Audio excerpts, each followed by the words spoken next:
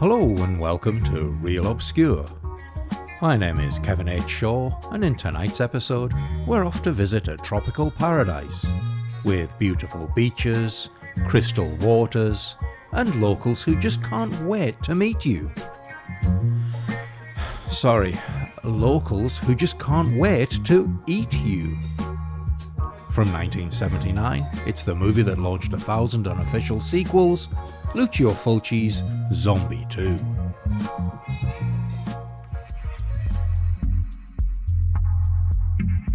So, as I mentioned in our episode covering the return of the living dead, Romero's Night of the Living Dead revolutionised the zombie genre, and many years later spawned two sequels in the form of Dawn of the Dead and the alt-universe meta-comedy The Return of the Living Dead. But that was just the start. Italian movie maker Dario Argento, of Suspiria and Deep Red fame, was one of the co-producers on Romero's Dawn of the Dead, offering the funding in return for the international rights to the movie. Upon completion, Argento recut the movie and added a new score by Goblin, releasing it in Italy as simply Zombie and Zombies Dawn of the Dead in the UK. Now, Italian copyright laws at the time were, shall we say, non-bloody existent when it came to sequels. Anybody could just release their movie and claim it was a sequel to somebody else's. And this is where tonight's movie comes in. Released as ZOMBI 2 in Italy, simply Zombie in the US, and Zombie Flesh Eaters in the UK, the movie was intended as, confusingly given the numbering, a prequel intended to explain the events leading up to Dawn of the Dead, aka Italy's Zombie. Which makes even less sense when you remember Night of the Living Dead was a prequel to Dawn of the Dead, and it already explained this. Ironically, tonight's movie ended up spawning its own series of unofficial sequels, and back in the mid-80s it was apparently the law that every movie made in Italy had to be called ZOMBI 3, even the romantic ones. Anyway, the movie was released in the US as simply Zombie, but I'm going to use the Italian title ZOMBI 2, as I will be referencing the first Zombie, i.e. Dario Argento's Dawn of the Dead cut. ZOMBI 2 was directed by Lucio Fulci. Fulci, who was an Italian director, screenwriter and actor, is probably most famous for his horror movies, such as the Gates of Hell trilogy, which is The City of the Living Dead, No Relation, The Beyond, and The House by the Cemetery, and his numerous gialli, including A Lizard in a Woman's Skin, The Psychic, and Don't Torture a Duckling. Following the success of the recut Dawn of the Dead in Italy, producer Fabrizio De Angelis decided he wanted a slice of that sweet, sweet undead pie.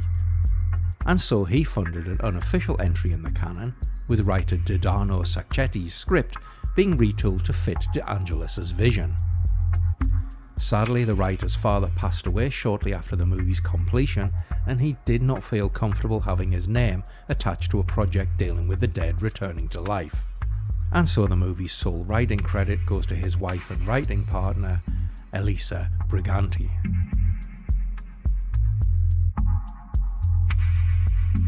Now, weirdly, despite being intended to explain the events of Dawn of the Dead, the movie actually takes a completely different tack compared to the approach of Night of the Living Dead. In Romero's movie, the dead are reanimated by, possibly, radiation from a returning space probe. However, Sacchetti instead wrote a more traditional zombie tale, with the undead being controlled through voodoo and magic rites. Given this was essentially a cheap cash-in, it seems the producers, who probably hadn't even seen Night of the Living Dead or Zombie / Dawn of the Dead, just shrugged and went, whatever, let's get to the eyeball gouging. Now, Fulci always claimed he wasn't aware of De Angelis' plans to market the movie as a sequel, and thought he was simply making a standalone, more modern version of the classic zombie tale, such as I Walked with a Zombie. Needless to say, he was somewhat angered when he realised the distributors were marketing it as a sequel to the Argento Romero movies, although he did briefly return to the franchise many years later with the official Zombie 3, which has nothing whatsoever to do with this movie's plot. So, what's it all about? The movie opens with a sequence that would make the best of YouTubers proud, throwing us straight into the story and hooking us from the off. We see a revolver in the hands of Dr. Menard, we'll come back to him later, and as he watches, we see a wrapped cadaver slowly begin to sit up. He shoots the corpse directly in the head, we get a zoom in on the splattering of brains, and then he announces, "The boat can leave now." We then cut to the title card and the theme music kicks in. And this is a fantastically evocative synthesizer score, reminiscent of the similar minimalist repetition of Carpenter's greatest hits, and the best, i.e. lesser, excesses of Goblin. And if you haven't heard it before, go look it up and listen for yourself. It's an absolute masterwork. Anyway, we see a ship unmanned and adrift as two members of the NYPD Harbour Patrol board it. The ship is in disarray, sails unfurled, and garbage strewn everywhere. One of the officers explores the lower deck and, to his horror, uncovers a severed, chewed-up hand. As he reacts with revulsion, the cabin door bursts open and a giant, shambling, once-human creature attacks him, overpowers him to the ground, and takes a bite from his neck. In his death throes, the officer rips at the attacker's skin, pulling off a strip of maggot-filled, putrid flesh. His screams attract the attention of his partner, who is shocked to see the shambling form making his way up the cabin steps. As he shows no signs of stopping, he fires at him, but the creature reacts indifferently to his wounds, eventually simply falling into the water under the barrage of rounds. It's such a creepy scene with the fantastically named Captain Haggerty's portrayal of the fat boat zombie, as he's called, illustrating Fulci's vision for his undead in this movie from the off.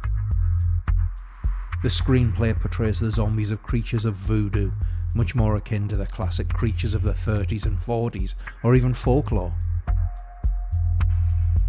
Unless spurred into action, they're not the grabbing, driven undead of Romero's movies. They move almost like sleepwalkers. Indeed, the majority actually have their eyes closed, and they just shuffle along until they encounter something to kill and or eat. According to the movie star Ian McCulloch, the two Harbour Patrol officers were actually off-duty cops who brought their own uniforms to the shoot, even though the producers didn't actually have filming permits to film there. Guerrilla filmmaking at its best.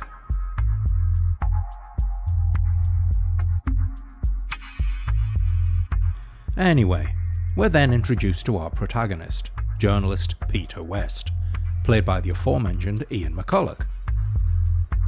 After a few movie roles in movies including Where Eagles Dare, The Ghoul and I, Monster, and TV guest spots in Dr. Finley's Casebook, Colditz and Crown Court, McCulloch's breakout role was that of Greg Preston in the BBC's Survivors, the role that actually caught the attention of the producers as the series was a massive hit in Italy. He later appeared in a number of other horror roles, including appearances in Dr. Butcher MD, which adhered to the law I mentioned earlier of being released as Zombie 3, Contamination, which is basically this movie with aliens, and an episode of the anthology series Hammer House of Horror.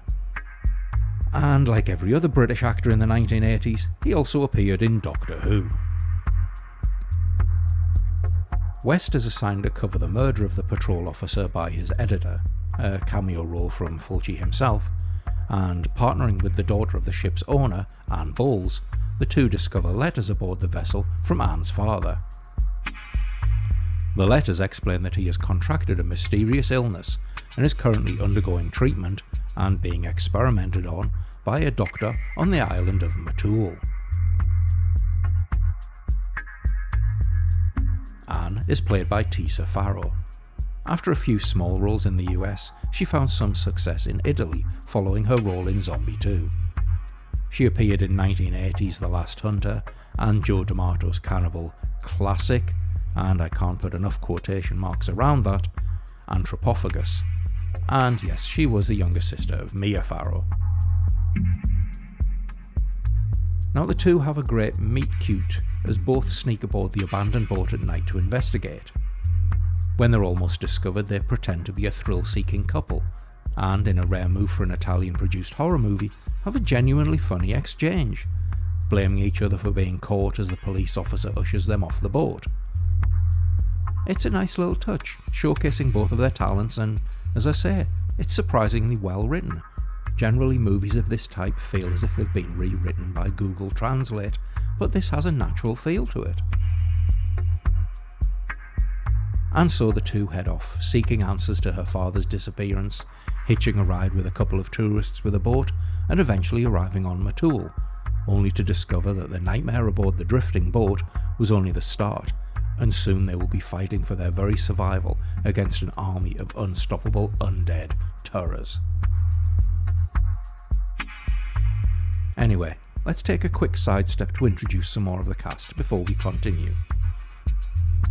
As I mentioned, West and Anne hitch a ride with a couple of tourists, Brian and Susan, as played by Al Cliver and Aretta Gay. Clive appeared in a number of Italian genre movies, working extensively with Fulci on a slew of movies, including The Black Cat, The Beyond and Demonia. Gay had a brief career in acting, with Zombie being her biggest role. She later appeared in a few Italian thrillers before retiring from acting in 1980, and sadly she passed away in 1996, aged just 49. En route to Matul, Susan goes diving, wearing a scuba tank and, well, not much else. As she's snapping a few pics underwater, she encounters a bull shark. She hides from the shark but is surprised when a hand grabs her from behind. Yes, there's a freaking zombie on the ocean bed with her. A freaking zombie. Susan is able to evade the zombie, and as it emerges from a rocky reef, the shark and the undead terror face off.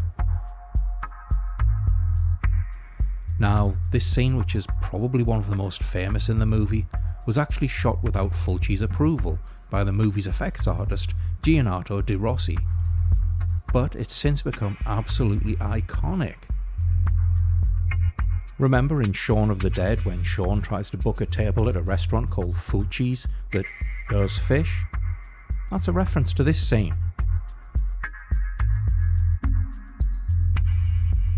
Now, not only is this a scene where a freaking shark is fighting a freaking zombie underwater, but you have to keep in mind that this was in the days before CGI, where you couldn't just make such a bizarre scenario happen. Nope, that's a real guy underwater in zombie makeup, which is a tough enough condition to film in at the best of times, but he's also fighting an actual shark. Now apparently the shark was fed and heavily sedated for these scenes, but this is still an incredibly dangerous scenario to be filming. Now seriously, if you only watch one scene from the movie, watch this. It's just brilliantly inventive, really well executed, and deserves to be seen, if only to credit Ramon Bravo for having the cojones to do it.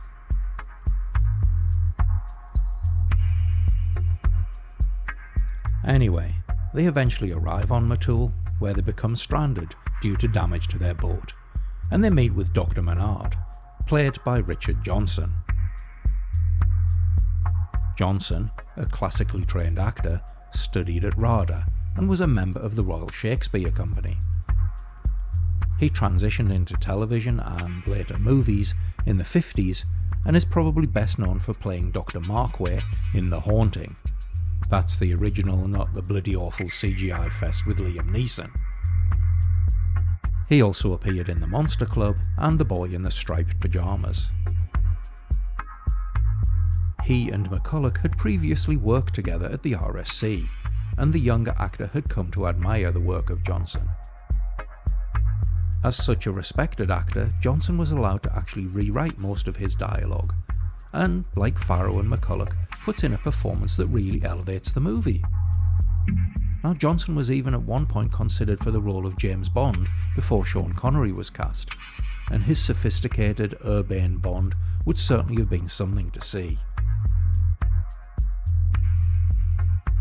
Menard has been attempting to understand the outbreak of The Walking Dead, but cannot find a rational explanation. Weirdly, as I mentioned earlier, the movie retcons the origin of the undead suggested in Night of the Living Dead, where radiation from an exploding space probe reanimates the dead. Instead, Zombie 2 goes with a voodoo magic explanation for the undead plaguing the island of Matul. Now, Menard's comments don't technically contradict Romero's canon. To the best of my knowledge, the radioactive probe explanation was given as just one potential cause, and there's no reason why Menard can't have stumbled upon the origin of the undead outbreak, but it does seem odd that they went this route.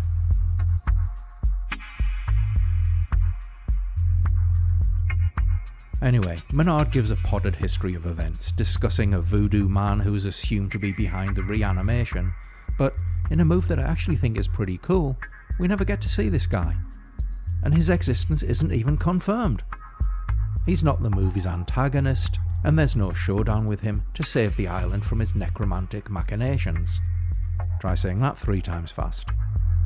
All we do know is there are risen dead walking around on the island eating the living, and they're about to run, or rather should I say shamble, into our heroes. Anyway, at this point it's time to enter the spoiler zone. So shortly after arriving on Matul, Menard asks our foursome to visit his home and bring his wife to his surgery. However, after Menard left for the hospital, we see his wife Paola, played by Olga Karlatos, take a shower, and she is then attacked and killed by one of the wandering dead, in a sequence that features one of the movie's other iconic moments, where Paola's eyeball is, well, let's just say it follows in Fulci's tradition of eyeball trauma.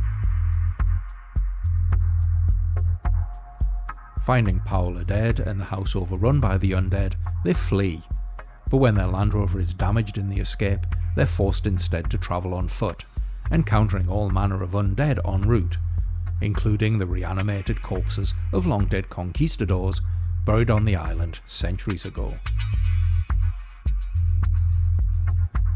Susan is killed by the undead, but the remaining trio arrive at Menard's hospital, a horde of the dead in slow pursuit. They barricade themselves within, but one by one Menard and his staff fall to the undead, with only Ward, Anne and Brian left to fight off the zombies, using Molotov cocktails and their limited supply of guns. As they're attempting to leave, the resurrected Susan arrives with the horde, and Brian goes to her. And of course, she bites him. With the hospital ablaze, they flee to the boat and escape, but Brian succumbs to his wounds. Ward and Anne lock him in the cabin and set sail for New York, bringing the soon-to-resurrect Brian as proof of their story. Ward turns on the radio and a news broadcast is playing. The newsreader announces that New York is under siege from an army of zombies, that they're spreading rapidly, and the National Guard is unable to contain the situation.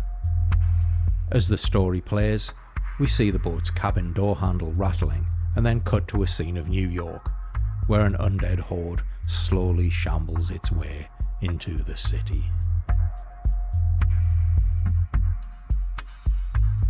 Now, Zombie 2 is an oddity. It's a low-budget, schlocky, cash-in on a more expensive and, yes, better-made movie. And yet, I personally enjoy it more than I do Romero's movies. It's one of those does what it says on the tin kind of things, with the wonderful tagline of "We are going to eat you."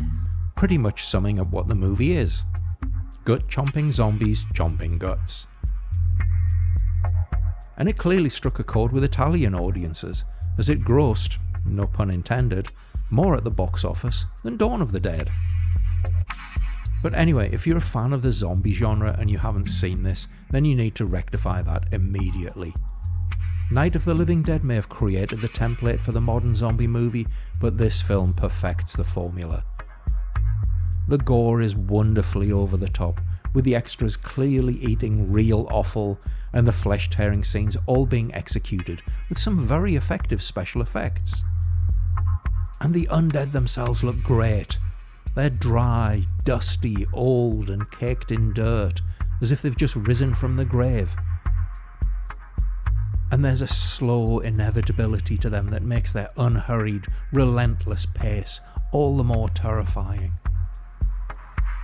It's one of those movies that manages to rise above its low budget and, if I'm being honest, predictable script. But the performances are all strong, which is rare in a movie when people are often speaking English as a second language from a script usually translated from another tongue. The visuals are iconic, the gore is genuinely stomach-turning, and it all moves along at a decent pace, with enough time to build suspense and add exposition, but without it ever getting bogged down.